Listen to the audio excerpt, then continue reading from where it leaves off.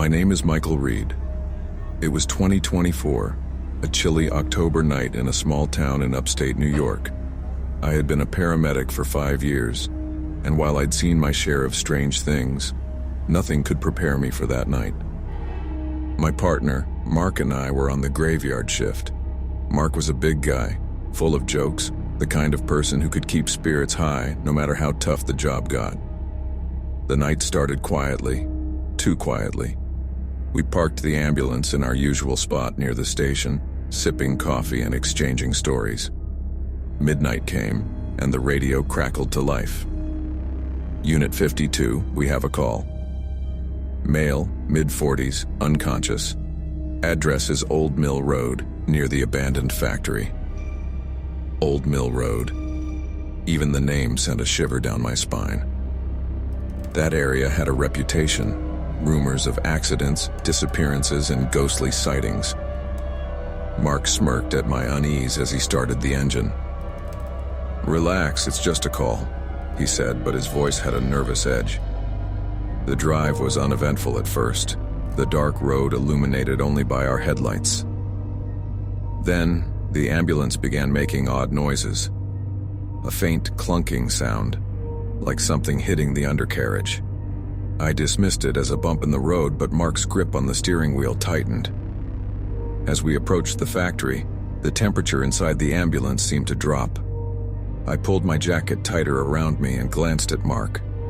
He was pale, his usual bravado replaced by silence. When we arrived at the location, the factory loomed over us like a shadowy giant. It had been abandoned for decades, its walls scarred with graffiti, its windows broken like jagged teeth. The eerie silence of the place was only broken by the occasional rustle of wind through the trees. "You sure this is the right spot?" I asked, though I already knew the answer. Mark nodded and gestured to the GPS on the dashboard.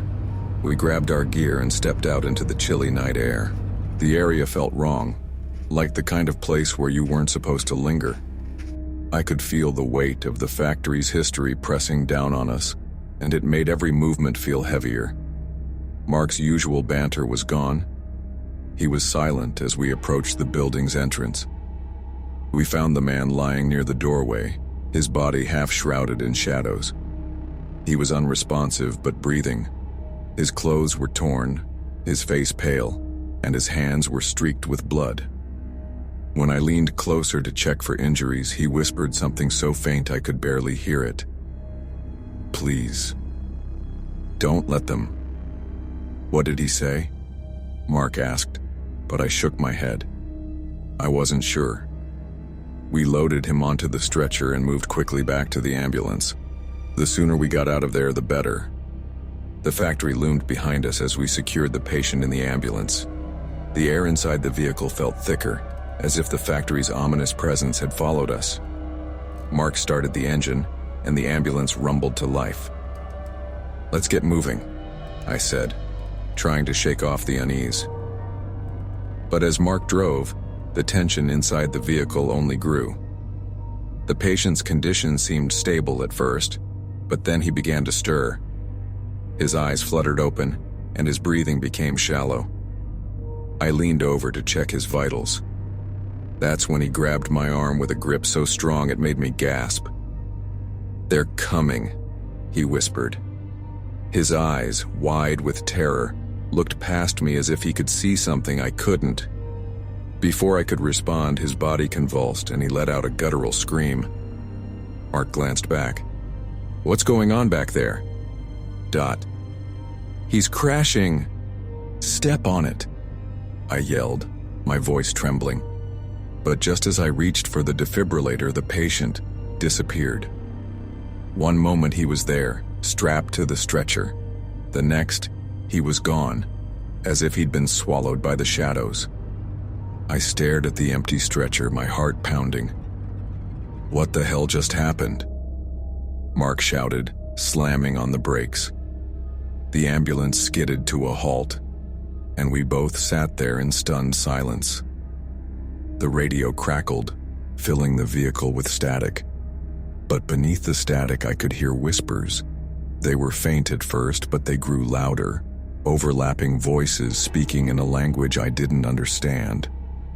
Mark turned the radio off, but the whispers didn't stop. They were inside the ambulance now, swirling around us like a cold wind. The blood drained from Mark's face. "We have to get out of here." He restarted the engine, but the vehicle wouldn't move. The headlights flickered, casting eerie shadows on the empty road. Then, through the windshield, we saw him.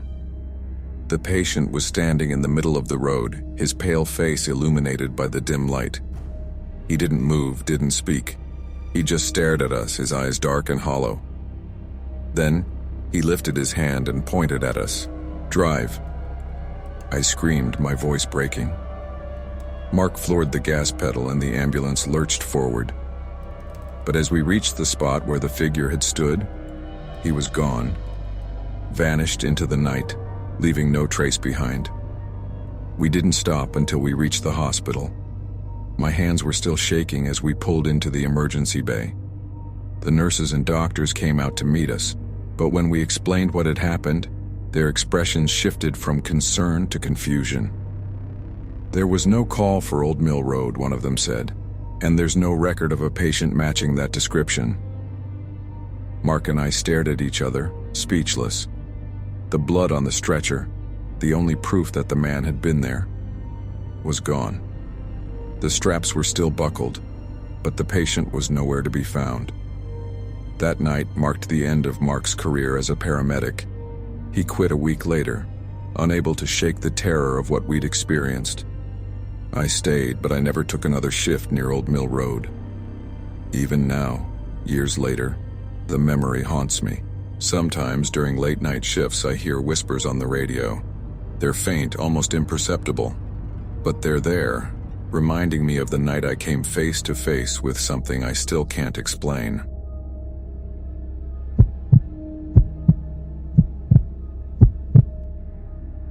Hello guys, my name is Julian Vane.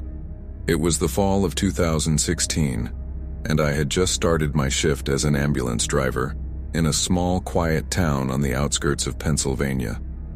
Nights were typically uneventful, with only the occasional emergency call, but that night was different. The clock struck midnight when the radio crackled to life. The dispatcher's voice came through, calm but urgent. "We have a call from Elmwood Forest. A woman reports hearing screams near the old mill. Possible injury. Proceed with caution." Elmwood Forest. The name alone sent shivers down my spine. The locals had their share of ghost stories about the place. A cursed mill, mysterious disappearances, whispers of strange rituals. I never gave them much thought, but as I looked over at my partner, Jake, I saw the same unease mirrored in his eyes. "Let's get this over with," I muttered, starting the engine. The ambulance roared to life, its headlights piercing the darkness as we drove into the forest. The road was narrow, lined with towering trees that seemed to close in around us. The further we went, the quieter it became. No chirping crickets, no rustling leaves, just the hum of the engine and the occasional crackle of static on the radio. When we arrived at the mill, the scene was eerily still. The building was a decaying relic of the past, its wooden beams sagging under the weight of years of neglect. The moonlight cast long shadows that danced on the cracked walls, giving the place an almost sinister life. Jake and I stepped out of the ambulance, our flashlights cutting through the inky darkness. "Hello? Is anyone there?" Jake called out, his voice echoing off the empty structure. For a moment there was nothing. Then faintly we heard it, a soft, almost imperceptible sobbing. It was coming from inside the mill. We exchanged uneasy glances before heading in. The air inside was thick and damp, carrying the scent of mildew and rot. Our footsteps echoed on the wooden floorboards, each creak sounding like a warning. The sobbing grew louder as we ventured further, leading us to a corner where a figure sat huddled on the floor. It was a woman, her face hidden behind a curtain of dark hair. Her shoulders shook with each sob, and her hands clutched something tightly to her chest. "Ma'am, are you hurt?" I asked, kneeling beside her. She didn't respond. Instead, she slowly lifted her head, revealing wide, glassy eyes that seemed to stare right through me. Her lips parted, and in a voice barely above a whisper, she said, "You shouldn't have come here." A chill ran down my spine. Before I could react, the lights on our flashlights flickered, then died, plunging us into darkness. Jake cursed under his breath, fumbling to turn them back on. When the lights finally came back, the woman was gone. There was no sign of her, no footsteps, no sound of movement, just the empty mill and the oppressive silence that seemed to grow heavier with each passing second. Jake and I stood frozen, our hearts pounding in unison.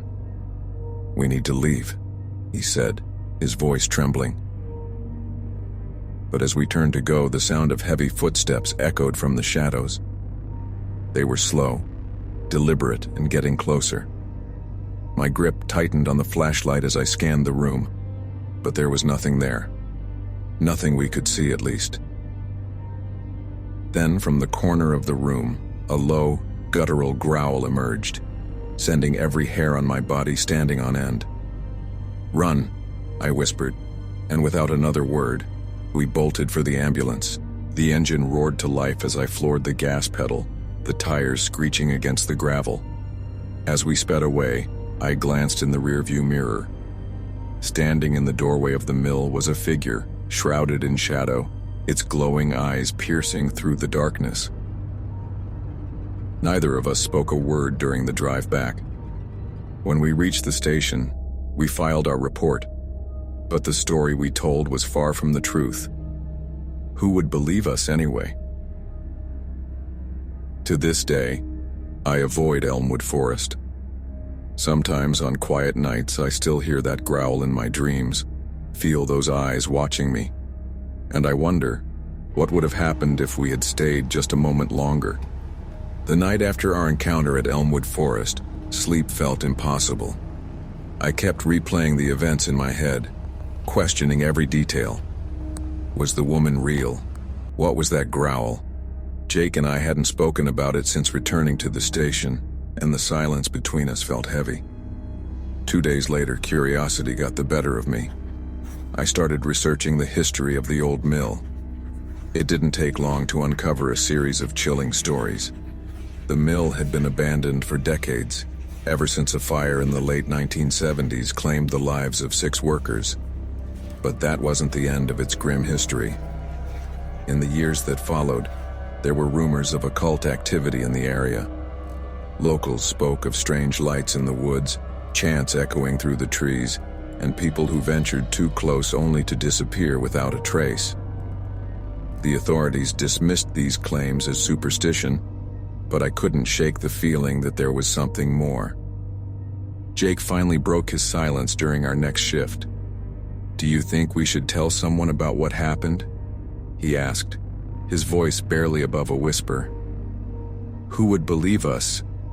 I replied. "We'd sound insane." He nodded, but didn't look convinced. "I've been having nightmares," he admitted. "I see her face, and those eyes in the doorway. Every time I close my eyes, it's like I'm back there." I didn't tell him, but I'd been having the same nightmares. Every time I woke up drenched in sweat, I'd hear faint whispers as if the mill was calling me back. Our next call took us to a different part of town, far from Elmwood Forest. A car accident on the highway. Nothing out of the ordinary. But as we drove past the woods, the radio crackled again, and for a brief moment I thought I heard the same guttural growl we'd heard in the mill. Jake slammed on the brakes, his face pale. "Did you hear that?"